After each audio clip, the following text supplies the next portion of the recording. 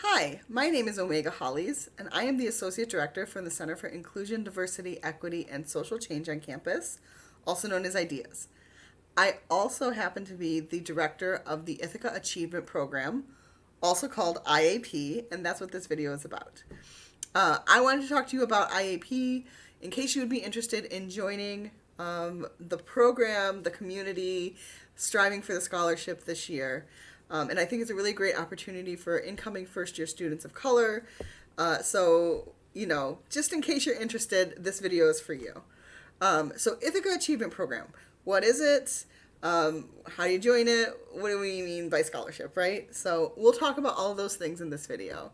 The first thing we're going to talk about is sort of the components of the Ithaca Achievement Program, why we have it, and then we will talk about the scholarship, and we will talk about the ways in which you can join it. So, Ithaca Achievement Program is a program that is designed for students of color to create a little bit more community on campus for you, a different support system outside of, organizations you might join, your classes, the places that you're living in, all of those sorts of things. Maybe you want to make a new connection with somebody who isn't in your major or is a little older than you and you wouldn't meet them in the dorms naturally.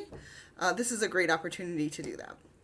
So we have students of color across the campus who join, and we get together about once a month where you can just hang out and be with each other. A lot of people really enjoy that portion of the program. You can be any student on campus, any student of color on campus is welcome to join. There's no you have to be a music school student or something like that. Any student, regardless of major, is welcome to join. So what we usually say is the requirements that we have for the program, they're designed for success. They're designed to help you to transition into college. And of course, they are designed to help you meet your scholarship needs if you need that. But they are not designed to stress you out, which is really a big pull for a lot of students. It's a lot of fun to be in Ithaca Achievement Program, and it doesn't take a ton of your time. So what are those requirements? For a first-year student, we have 4 requirements thereabout. So the first requirement is related to the scholarship, and that's to maintain a 3-point GPA for the year. I say for the year because it's really important to note that we do not use the cumulative of your GPA to determine scholarship eligibility. That means that maybe if you had a really good first semester and then you totally drop the ball next semester. It happens. Maybe you don't get the scholarship for this year, but it doesn't do anything in terms of your eligibility for the next year. So every single year, you start with a clean slate, and you can get a 3-point that year and make the scholarship commitment, right? We do not hold it against you if you have a hard year. That's life. That happens. And we don't want you to feel discouraged and think, oh, I'll never be able to get this scholarship because I started out with a rough first semester, or I just didn't get what I needed to get for my first year. That's not how we're expecting it. I want you to strive for that 3-point, absolutely, but it's not the end of the world if you do not get it, okay? So we do ask, hey, try and make that commitment to get a 3-point for this year. Reach out to us if you're having a difficult time with your schoolwork.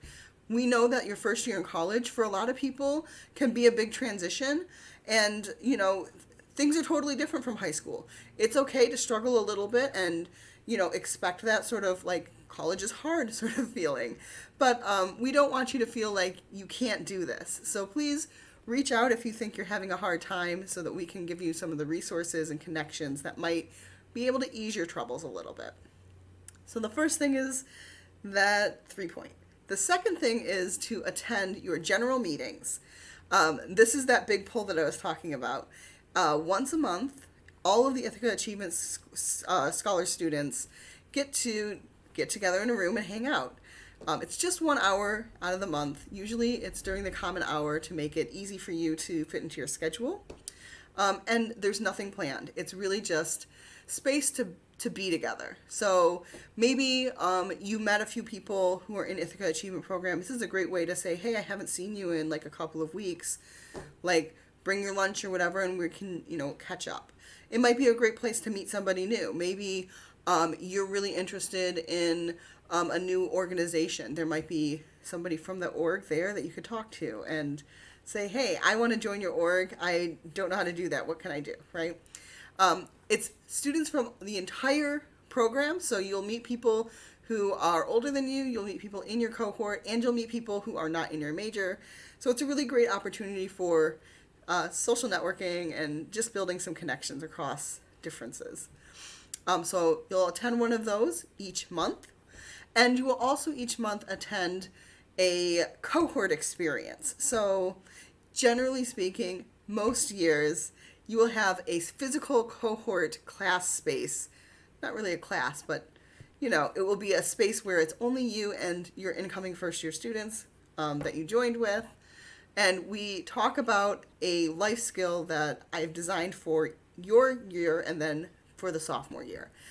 For first year students, the skill building is around goal setting, habit forming, what to do when your plans fall apart, go awry, need to be changed, right? Time management, all of those things that are great things to have under your belt, not just for college, but also as you become a full-fledged working person in the world. So we talk all about, what goes into choosing a goal. What does it mean to stay on track with a goal? How do I form a good habit? How do I break a bad habit, right? Those sorts of things. However, this year, I will be on maternity leave for the first few months of the fall semester, and I didn't think it would be fair to you as students to have somebody else who's not familiar with the program come in and teach material that I designed for you. So we will be making the entire first semester a virtual semester where you'll get all of your materials and you'll turn in your cohort experience workbook at the end of the semester, just like you always would, but you won't have the physical classroom. However, in the spring semester, we'll definitely be having physical cohort experiences, and you'll have 3 meetings, 1 each month, to attend. So on average, you should be spending about 2 hours a month hanging out with iAP students, right? It's not a huge time commitment. And so those are your requirements, is to attend general meetings, attend your cohort stuff, and get your GPA. Now, I did mention that you'd be turning in your materials at the end of fall semester, also at the end of spring semester, just so that I can check and see where you are. I also usually check in with you and say, hey, how's your goals going, right? But, it's not like you're getting graded for this. This is self-work, and we think that it's really important for all of us to work on ourselves. It doesn't have to be graded for it to be useful, right, and to be valuable. So you turn that in, and that's a little check mark that we mark down to make sure that you can get that scholarship at the end of the year. Speaking of the scholarship, let's talk about that. The scholarship for iAP is a $1,000 scholarship, and you receive it at the beginning of your sophomore, junior, and senior year if you meet your requirements. So that means that you go through your whole first year, right, and you're working hard on your GPA. I do a GPA check at the beginning of spring and then at the end of spring. You do not have to do anything for that. I do it. And then I let financial aid know if you have hit your requirements. Again, you don't have to do that. And I'll email you and say, hey, just so you know, you hit your GPA, you did all the rest of your requirements, you're getting the scholarship. Look for it on your aid package. If it's not there, reach out to financial aid. Or I say, hey, you missed the mark on the scholarship this year. This is what you needed, but you didn't get. Let's talk about what we can do for next year, right? Again, every year it resets, so you have a brand new chance. So you shouldn't feel discouraged if, you just fell shy this year. It's okay. So the scholarship is $1,000 beginning of your sophomore, junior, and senior year. And Again, that is not necessarily something that every student is eligible for. If you're an international student, you're not eligible. I believe if you are a MLK scholar, a Park scholar, there are a few different categories of students who might get other financial aid packages that make it ineligible for you. That's okay. I check that at the beginning of the year, or somebody in my office will be checking it while I'm on maternity leave, and we reach out and say, just so you know, we still want you in iAP. You are absolutely welcome to stay and do everything that we want out of it, but you probably will not get the scholarship because of your eligibility in this other thing, right? Again, any student is welcome to join, even if you're not eligible for that scholarship. So don't feel like you need to drop your whatever other scholarship it is so that you can get this. That's not at all the deal. We totally recognize that, MLK scholars need community as well. Come on over. We're not going to turn you away. So if you're interested in joining iAP, which I hope you are, all you have to do is fill out the application on Engage. So you'll go on Engage. There's a link in this email down below, and you'll just fill out the application. It'll ask a bunch of information about you as a person. It asks a few questions about what you want to get out of the year. Hit submit, and that's it, right? It is due by August 30th, so you have quite a bit of time. Maybe you already know right now and you want to sign up immediately. Maybe you're on the fence and you want to see how the first week of school goes, which is why we put it on the August 30th date rather than before school starts. That's totally fine, right? Nobody, can tell you exactly what's going to happen in the future. Maybe you'll already find all of the people you want to hang out with in orientation. Or maybe you won't and you want to find some new connections. So you have until the 30th to actually fill out the application.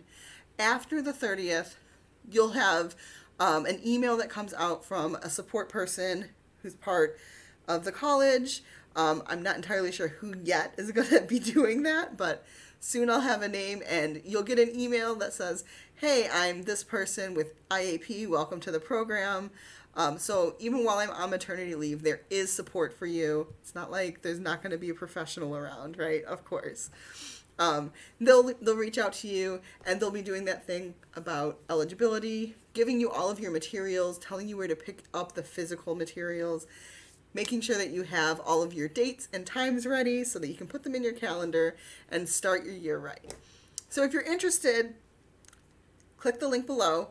If you have questions, up until I leave for maternity, I am happy to answer them. All you have to do is email me at ohollies, HOLLIES, at ithaca.edu, or you can email our office, ideas@ithaca.edu. You can also message us on social media. We are just Center for Ideas. It's easy to find on Facebook, on Instagram, on Twitter. We also have a YouTube channel if you wanted to check out some other cool things that we're doing. And I'll leave all of that information below as well. It's been great having a nice chat. I hopefully will see you when I get back in the fall. And I really can't wait for you to be on campus. Have a great day. See you later.